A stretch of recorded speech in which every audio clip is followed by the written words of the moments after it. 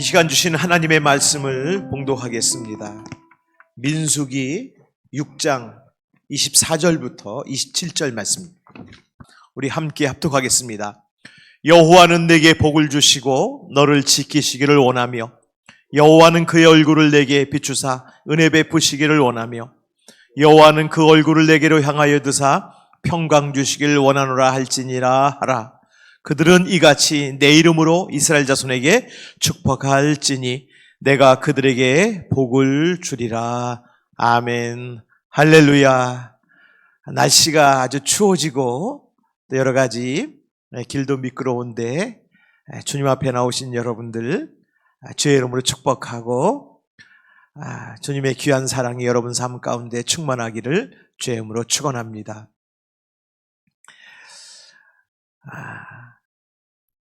제가 축도가 조금 바뀐 사실을 여러분 아실 겁니다. 성부, 성자, 성령으로 축원합니다. 이렇게 그동안 해왔는데 그 앞에 오늘 민수기 6장 24절부터 26절 말씀을 선포하고, 그리고 이와 같이 우리 성도를 당신의 얼굴빛으로 또 은혜를 베푸시길 원하시는 성부, 성자, 성령의 이름으로 축원합니다. 이렇게 축도가 이제 바뀌었습니다. 바뀌게 된 그런 동기가 있습니다. 제가 이사야 26장 3절을 묵상할 때였습니다. 혹시 화면에 준비가 되어 있으면 이사야 26장 3절, 이 말씀을 이제 묵상할 때 여기에 우리 성국교회 성도 여러분들을 보시는 하나님의 귀한 사랑이 있었습니다. 그래서 하나님, 이 말씀 속에 있는 우리 성국교회 성도들을 어떻게 하나님의 약속의 말씀으로 축복할까요? 어떻게 주의를 지키고 믿음을 지키고 세상을 향해 나갈 때 힘이 되는 말씀을 전할까요? 하다가 이 말씀 묵상하면서 민수기 6장 오늘 말씀, 그 말씀을 제가 축복 기도에 사용하기로 그렇게 결단을 했습니다. 여기 말씀 보면 주께서 그랬습니다. 우리 여호와 하나님 아버지시죠. 또 태초부터 계신 우리 예수님, 또 지금도 우리의 삶 속에 살아 역사하시는 성령님, 이 성부, 성자, 성령님을 우리는 주님이라고 부릅니다. 주님은 나의 주인이시고 나의 왕이시고 나를 인도하시는 분이십니다. 내 삶의 통치자십니다. 주님입니다. 근데 주님께서 특별히 보시는 성도가 있는데 심지가 견고한 자라 그랬습니다. 저는 이 심지가 견고하다는 그런 말씀을 읽을 때 문득 우리 성국교회 성도님들의 이 하나님이 보시는 그 신앙이 심지가 그 믿음의 중심이 견고하다고 여겨주시는구나. 할렐루야. 그래서 엄청 감사했습니다. 그래서 여러분, 심지가 견고한 자를 우리 주님이 성부, 성자, 성령께서 평강하고 평강하도록 지키시리니 그랬습니다. 이는 그가 주를 신뢰함이니이다. 우리 하나님께서 평강하도록 지켜주신다는 거예요. 평강하도록. 왜냐하면 주님을 신뢰하기 때문에. 여러분, 주님을 신뢰하는 한 주님은 여러분들을 평강하도록 지켜주시는 줄 믿으시기를 주의 이름으로 축원합니다. 여러분, 이 심지가 견고하다는 것은 주님만을 바라본다는 뜻이에요. 성경에 심지, 이 믿음이 다른 세상 그 무엇을 바라보지 않고 주님만 바라봅니다. 그럴 때 우리 구약의 성도들 특별히 심지가 견고하다. 그렇게 고백을 했습니다. 그래서 심지가 견고한 거는 한결같이 하나님을 바라보는 거예요. 한결같이. 여러분, 한결같이입니다. 우리가 어떤 상황이나 우리의 문제나 어떤 어려움 속에서 잠시 주님을 향한 그 우리의 시선을 멈추는 것이 아니고, 물론 우리가 살아가면서 주님께 우리의 시선을 고정합니다, 이렇게 24시간 하라는 말씀은 아니죠. 우리는 항상 주님을 바라보고 있습니다. 이렇게 고백하는 사람, 바라보는 사람이 심지가 견고하다고 성경은 말씀합니다. 여러분들이 이 한 해 심지가 견고해서 어떤 일을 만나든지 우리 주님이 평강의 길로 인도하시는 참 주의 백성 되시기를 주의 이름으로 축원합니다. 자, 욥은요 정말 어렵고 힘든 애통한 일을 만났습니다. 그런데 그는 항상 하나님께 그의 시선, 얼굴을 들었어요. 욥이요. 욥이 재산도 날아가고 자녀들도 날아가고 자기의 건강도 날아가고 그 막 하는 것이 다 날아갔을 때 그는 하나님께 얼굴을 들었어요. 하나님께. 하나님을 간절히 보기를 원했습니다. 그런데 하나님께서 그를 향해서 뭐라고 말씀하셨어요? 정금과 같이 나갈 것이다. 정금이 될 것이라 말씀하셨습니다. 예수님도요, 겟세마네 동산에서 정말 십자가 지시기 전에 그 고통을 미리 아시니까 눈물로 기도하셨습니다. 그때 예수님이 하나님을 하나님 아버지, 아버지요라고 불렀거든요. 이 아버지요라고 하는 것은 이 믿음의 중심이 견고한 자들이 어떤 상황 순간 속에서 하나님께 부르짖는 것이 아버지요. 사실 당시의 성도들은 하나님을 아버지요 이렇게 못 불렀습니다.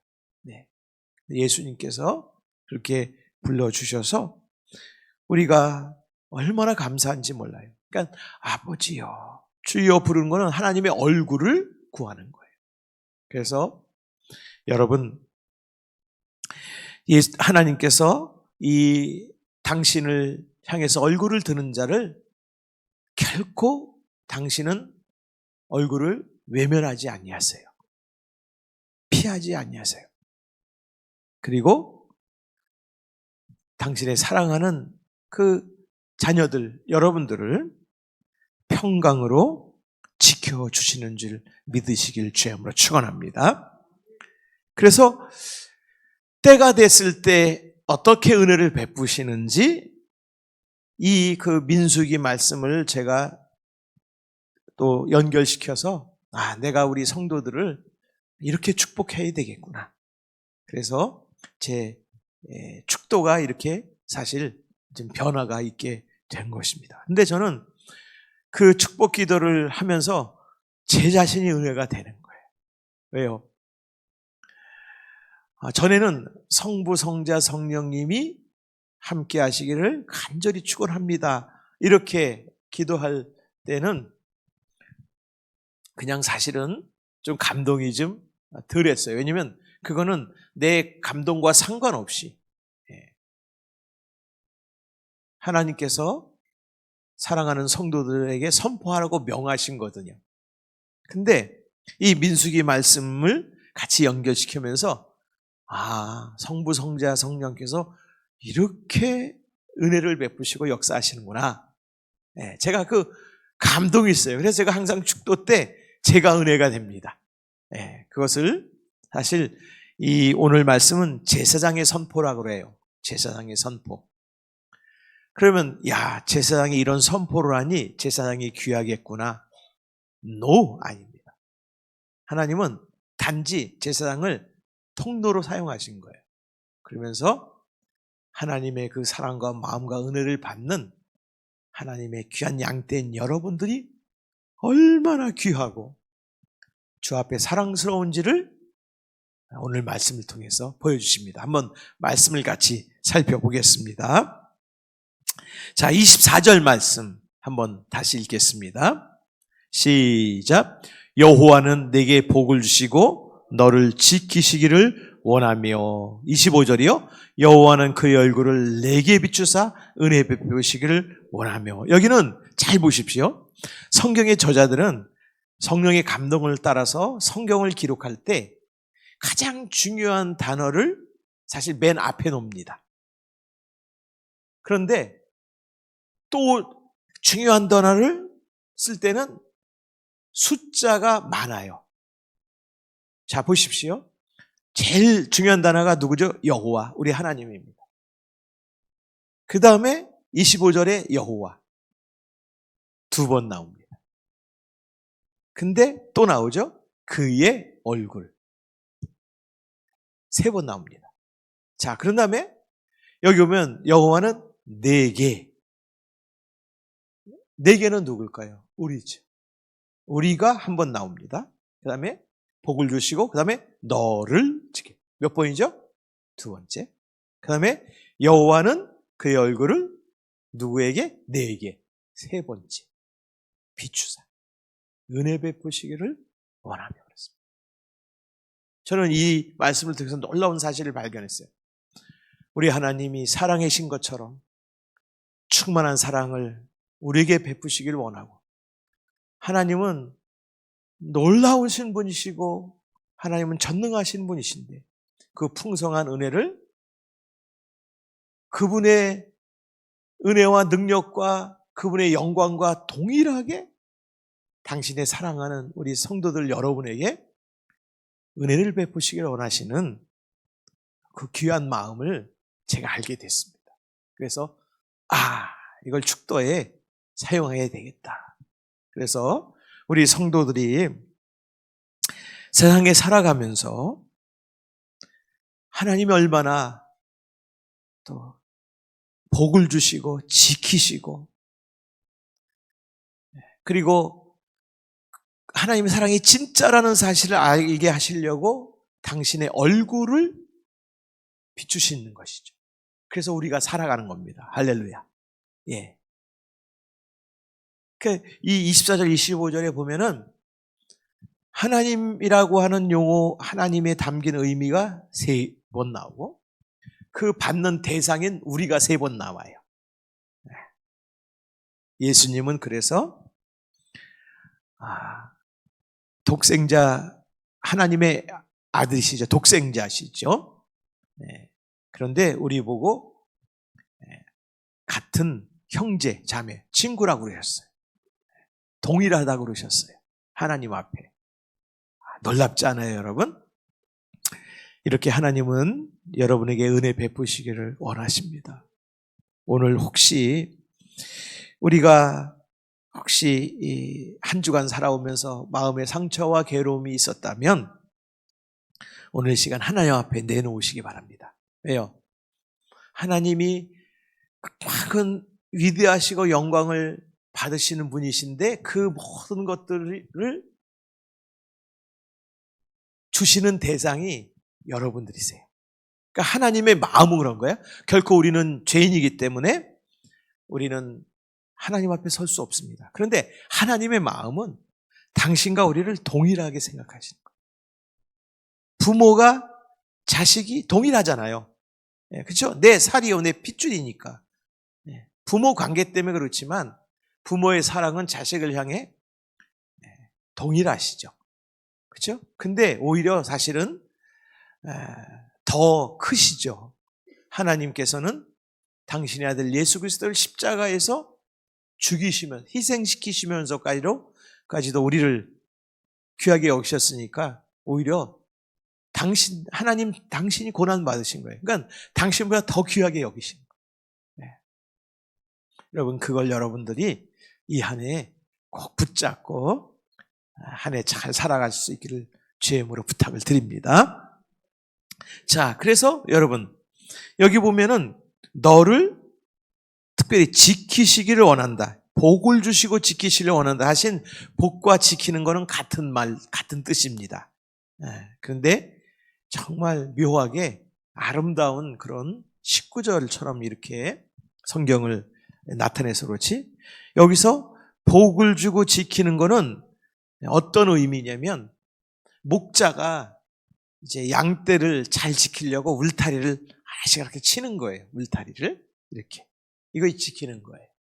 그리고 울타리가 어디 터진 데 없나, 이것이 하나님이 우리를 지키시는 사랑입니다.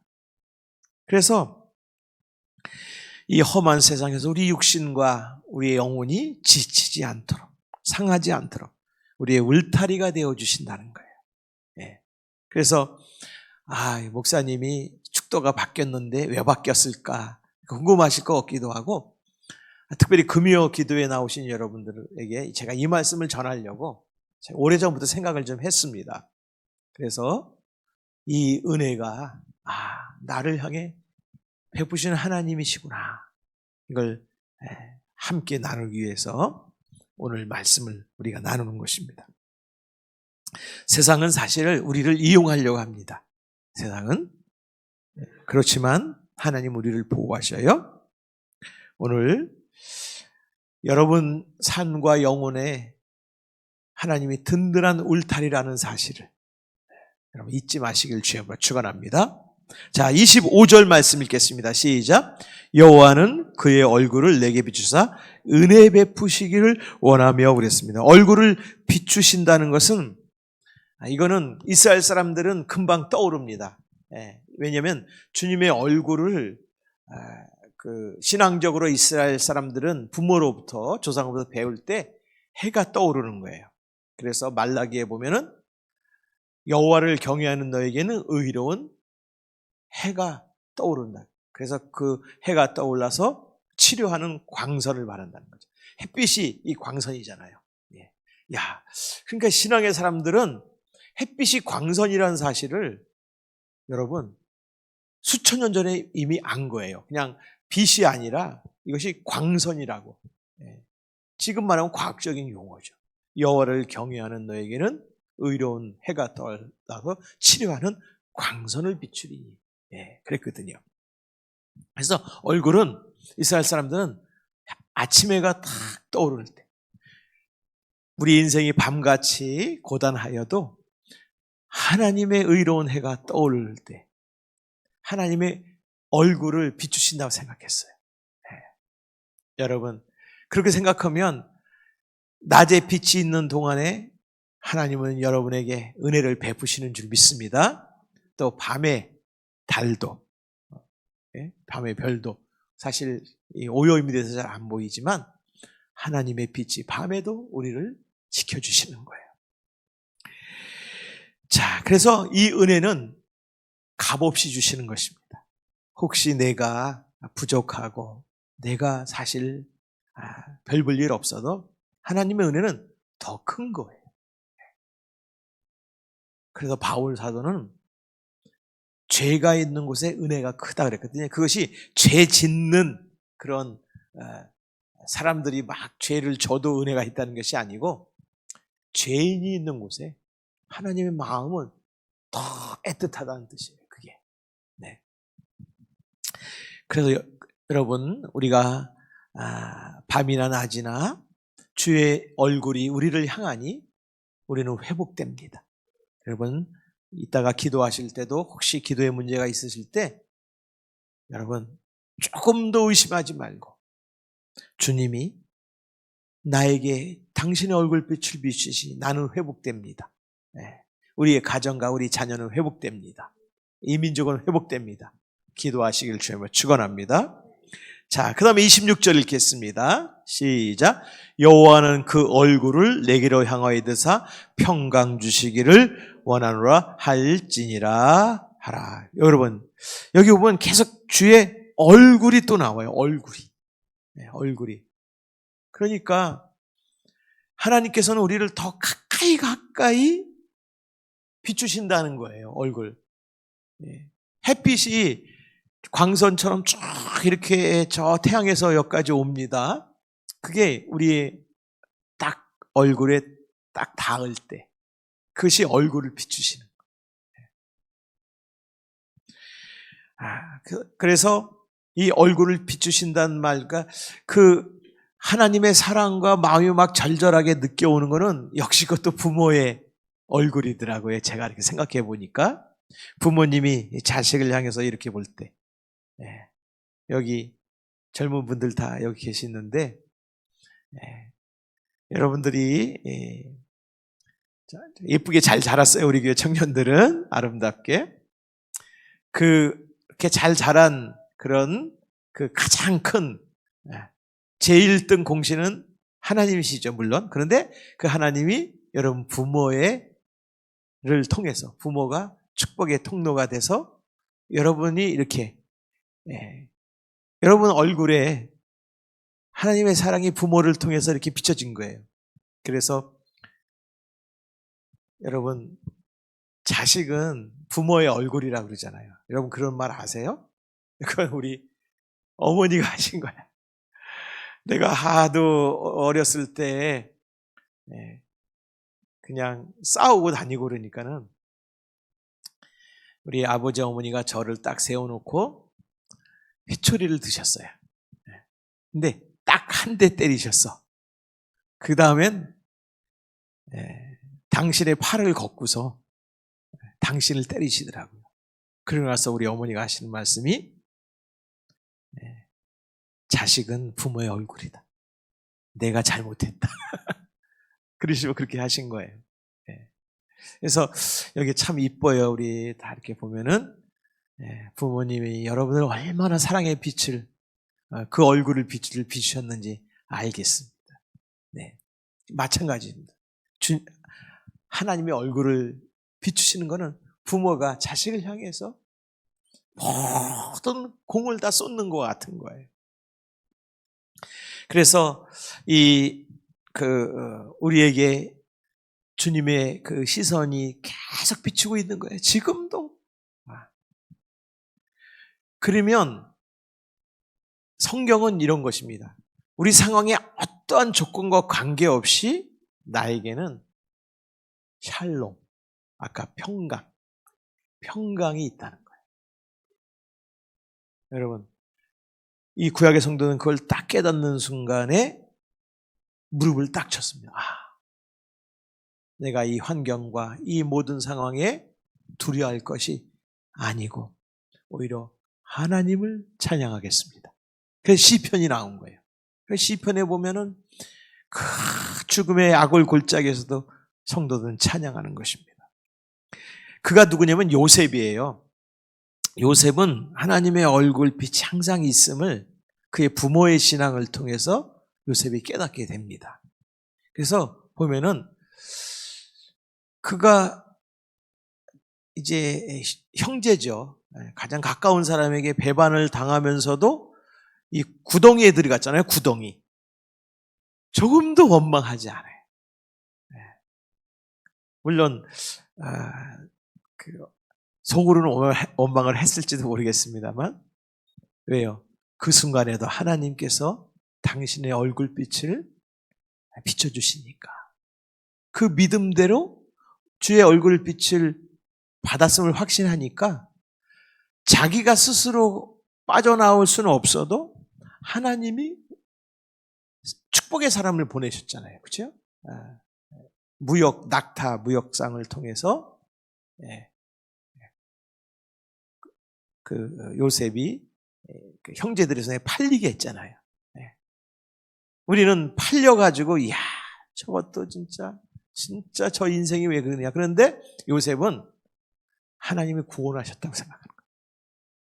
근데 노예가 돼가지고 이집트에 가서 또 감옥에도 들어가잖아요. 거기서도 하나님을 원망하지 않으세요.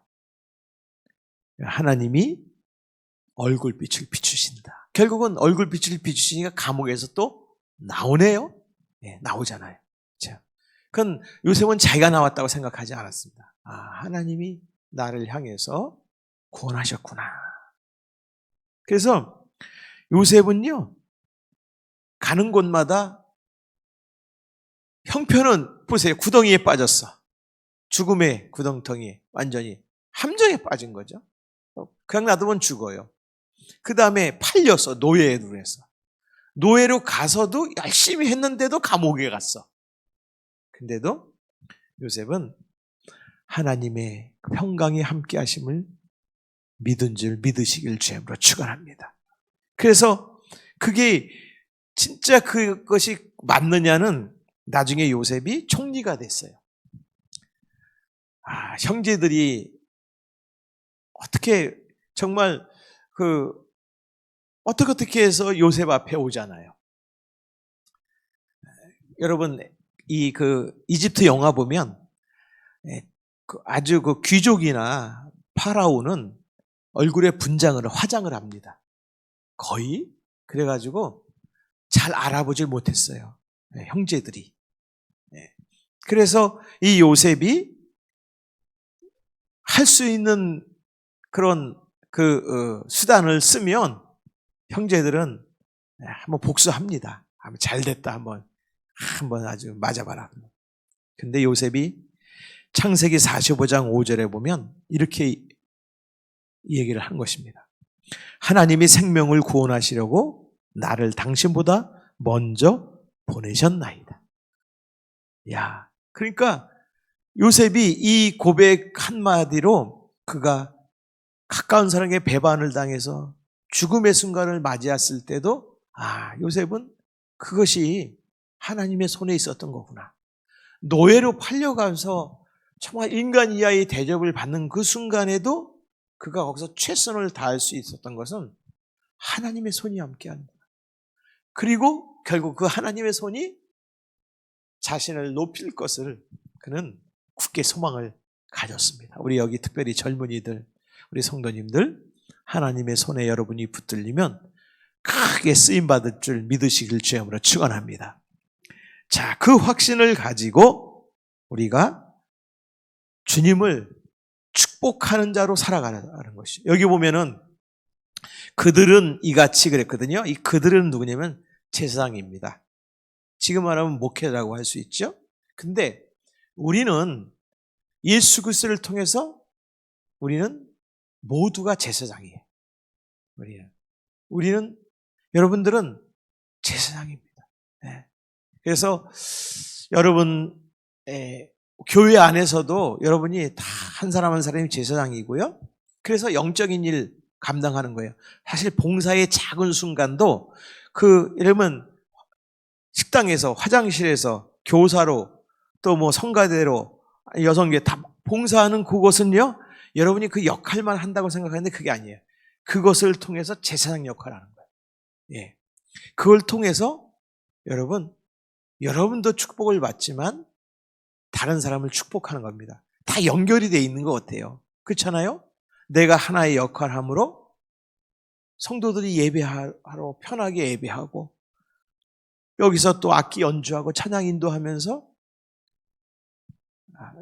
예배를 풍성하게 나누고 흘러가게 하고 또 여러분 앉아있는 여러분들도 이분들이 혼자 여러분 없이 그냥 혼자 찬양해봐요. 그건 연습하는 거죠. 근데 여러분이 함께 그 찬양을 함께 함으로 말미암아 이 예배가 하나님의 축복이에요. 하늘이 열려지는 거예요. 그래서 여러분 우리는 모두가 제사장이라는 의미는 그것입니다. 근데 그 앞에 뭐라고 그러냐면 베드로전서 2장 9절 말씀이거든요. 제사장인데 왕 같은 제사장이에요. 이 왕이 누굴까요, 여러분? 세상 왕이 아니에요. 예수님이에요. 성삼위일체 하나님과 같은 제사장. 그래서 그들은 그랬으니까 왕같은 제사장은 여러분은 내 이름으로, 이거 누구예요? 지금까지 여호와는 그의 얼굴을 드셔서 당신의 사랑하는 백성들에게 복을 주시고 지키고 평강 주시기를 원하노라 할지니라. 이것을 하라. 그러니까 내 이름으로 이스라엘 자손에게 축복하라 그랬어요. 여기 이스라엘 자손은 이미 저기 중동에 있는 이스라엘 자손의 뜻이 아닙니다. 사실 저 중동에 있는 이스라엘은 이스라엘의 자손이긴 돼요. 자손이에요. 이스라엘의 거기서 나온 자손이죠. 근데 요 참 이스라엘은 누구예요? 우리 주님 예수 그리스도잖아요. 그리스도의 자손 우리잖아요. 예. 그리고 여러분에게 축복을 하는 거죠.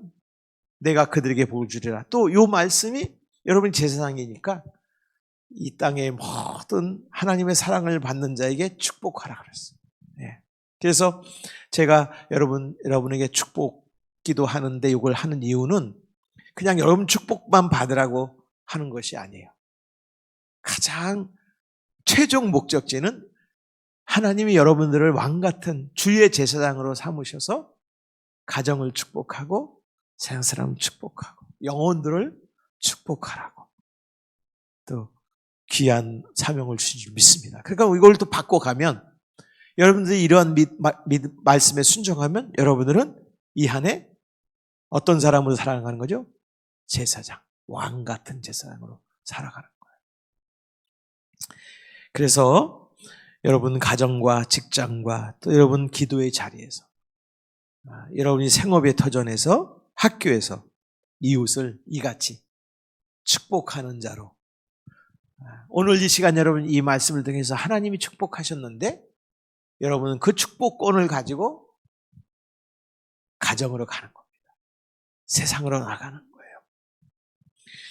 특별히 이 한 해 여러분들이 하나님의 이 귀한 축복을 충만히 받으시고 그 받으신 축복을 가지고 우리 사랑하는 영혼들을 향해서 축복하는 위대한 믿음의 사역을 감당하는 여러분 되시기를 주의 이름으로 축원합니다.